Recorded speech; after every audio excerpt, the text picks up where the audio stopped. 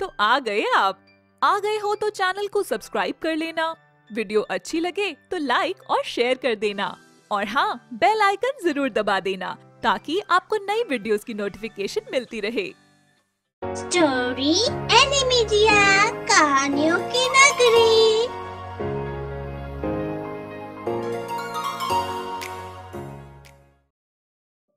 ये कहानी है दिल्ली की, जिसमें प्रेम, रीता और सिमरन रहते थे। रीता और प्रेम बचपन के दोस्त थे। वो एक ही स्कूल में पढ़ते थे और एक दूसरे को बहुत अच्छे से जानते थे। प्रेम रीता को बहुत परेशान करता था।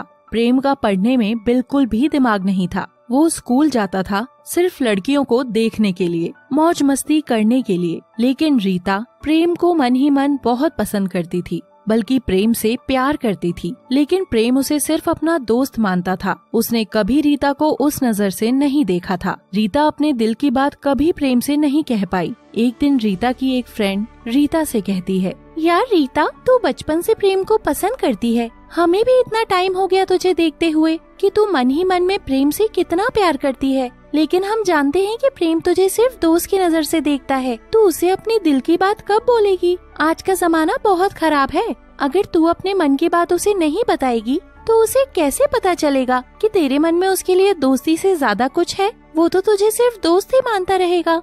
यार, तू सही कह रही है, लेकिन मैं क्या करूं? मैंने कई बार कोशिश करी है कि मैं प्रेम से अपने मन की बात बोल दूं, लेकिन जब भी मैं उससे अपने मन की बात बोलने की कोशिश करती हूँ, मन में यही ख्याल आता है कि कहीं प्रेम मेरे दिल की बात जानकर हमारी दोस्ती को भी खत्म न कर दे। इसीलिए मैं उससे कह नहीं पाती। और तू तो जानती है ना कि दिल की बात हमेशा लड़का ही पहले करता है। कहीं मेरा मजाक न बन जाए अगर मैं उसे अपने मन की बात बोल दूं। यार, प्रेम कॉलेज का सबसे हैंडसम लड़का है। हर लड़की उसे पसंद करती है, लेकिन ज्यादातर को यही पता है कि रीता और प्रेम अच्छे दोस्त हैं और शायद तुम दोनों के बीच में कुछ है। मैं तेरी क्लोज फ्रेंड हूँ, इसलिए मुझे पता है कि सिर्फ तू ही उससे प्यार करती है। वो तो सिर्फ तुझे दोस्त मानता है। लेकिन अगर तू अपने मन की बात उससे नहीं बोलेगी, कहीं ऐसा ना हो कोई और लड़की उसे अपने मन की बात बोल दे और वो तुझसे दूर हो जाए। आज के जमाने में अपने मन की बात करने में इतनी देरी कोई नहीं करता।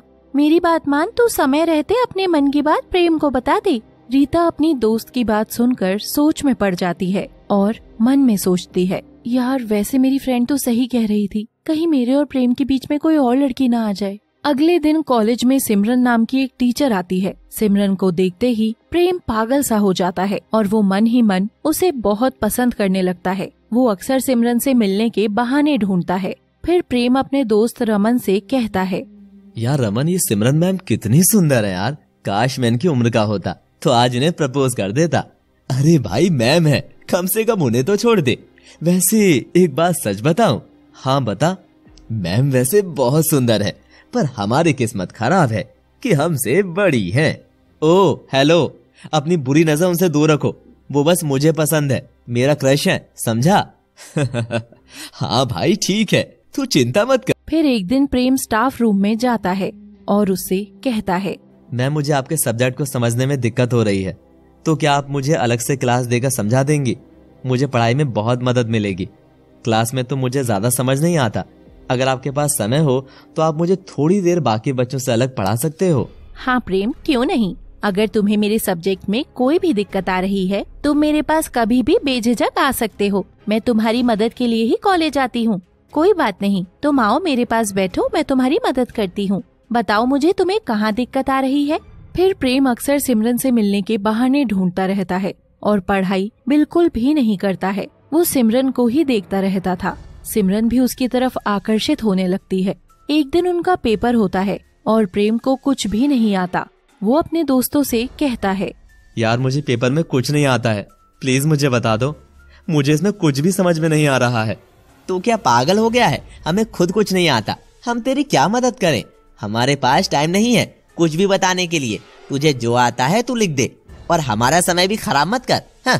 प्रेम रीता से भी मदद मांगता है। रीता उसकी मदद करने की कोशिश भी करती है, लेकिन उसकी टीचर सामने ही खड़ी होती है तो वो प्रेम की मदद नहीं कर पाती। ये देखकर सिमरन समझ जाती है कि प्रेम को पेपर नहीं आ रहा है। वो आराम से जाकर टेबल पर बैठ जाती है और अपनी कमर पर क्वेश्चन का आंसर लिख कर लाती है, जिसे देखकर प्रेम बहुत खुश हो जाता है और सारे आंसर कर देता है। वो पेपर देकर बाहर चले जाते हैं, रीता ये सब देख रही होती है कि किस तरह सिमरन मैम ने उसकी मदद करी थी।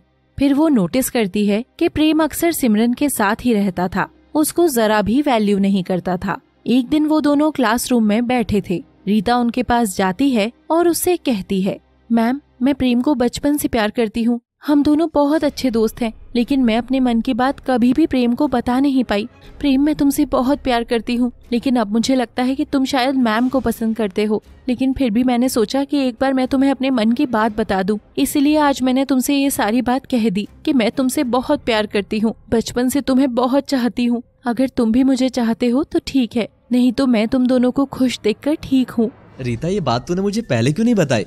मैं भी तुझे पसंद करता हूँ। मेरा और मैम के बीच में ऐसा कुछ नहीं है, हम दोनों तो सिर्फ हंसी मजाक करते हैं। हाँ, मैं एक बार मैम की तरफ आकर्षित जरूर हुआ था, लेकिन फिर मुझे समझ में आ गया कि हम दोनों का ऐसा रिश्ता नहीं बन सकता। टीचर और स्टूडेंट के पवित्र रिश्ते को मैं बदनाम नहीं करना चाहता था, और मैम ने मुझे समझाया कि इस उम्र में अक्सर लोग अपनी टीचर की तरफ आकर्षित हो जाते हैं। और तूने आज मुझे अपने मन की बात बताकर बहुत अच्छा किया, और मैं भी तुझे ही पसंद करता हूँ और तेरे साथ अपनी जिंदगी बिताना चाहता हूँ। बेटा रीता, मेरे और प्रेम के बीच में ऐसा कुछ भी नहीं है। प्रेम हमेशा से मेरा अच्छा स्टूडेंट था, मैं उसकी मदद भी करती थी ताकि वो थोड़ा पढ़ने में ध्यान दे और अपनी गलतियों से सीखे। प्रेम तुम्हारा ही था और तुम्हारा ही रहेगा, हम दोनों के बीच में ऐसा कुछ नहीं है। तुम किसी भी बात की चिंता मत करो और तुम दोनों पढ़ाई पर ध्यान दो और अपनी जिंदगी एक साथ अच्छे से बिताओ और हमेशा खुश रहना। अब मैं चलती हूँ। सिमरन उन दोनों के बीच से चली जाती है और रीता और प्रेम एक दूसरे से बहुत प्यार करने लगे। रीता प्रेम की पढ़ाई में बहुत मदद करती है। फिर वो कॉलेज में भी एक साथ एडमिशन ले लेते हैं और एक साथ दिखाई देते थे। एक दूसरे की बाहों में ही वो समय व्यतीत करने लगे। उनका कॉलेज भी खत्म हो जाता है और फिर वो दोनों अपने घर वालों से बात करके शादी कर लेते हैं। दोस्तों, हम इस कहानी के माध्यम से आपको बस ये समझाना चाहते हैं कि अक्सर छोटी उम्र में हम अपने बड़ों की तरफ आकर्षित हो जाते हैं। इसमें कोई बुराई नहीं है, पर गलत तब होगा जब हम आकर्षण को प्यार समझ बैठें। और पेरेंट्स और टीचर को भी ऐसे समय में अपने बच्चों को समझना और समझाना चाहिए, उन्हें सही गलत की शिक्षा देनी चाहिए। Thanks for watching.